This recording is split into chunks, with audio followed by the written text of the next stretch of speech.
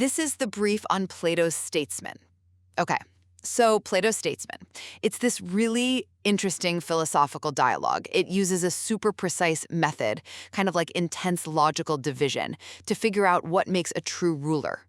Not just any politician, mind you, but someone with real knowledge. It really contrasts this ideal leader with, well, the messy reality of actual governments. Let's get into the 3 key things you gotta know. First, the number 1 characteristic of a true ruler, it's what Plato calls royal science. We're talking pure knowledge, genuine expertise. Forget wealth, popularity, or just pushing people around. This kind of ideal leader is actually seen as better than sticking rigidly to written laws. Why? Because life's complicated, right? No simple rule book can handle every single situation perfectly. Laws are basically the necessary backup plan when you can't find that perfect wise ruler. Second, since finding that perfect ruler is, let's be real, pretty rare, Plato talks about practical statecraft. He uses weaving as an analogy. The idea is that running a state means blending 2 opposite kinds of virtuous people.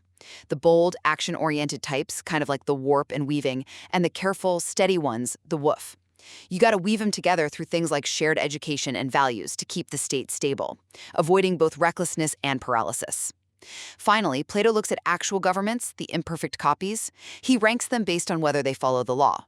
So monarchy, lawful rule by one, is the best imitation you can get. Democracy, rule by many, well, it's the worst of the lawful types. But interestingly, it flips. Democracy becomes the least bad option when things turn lawless.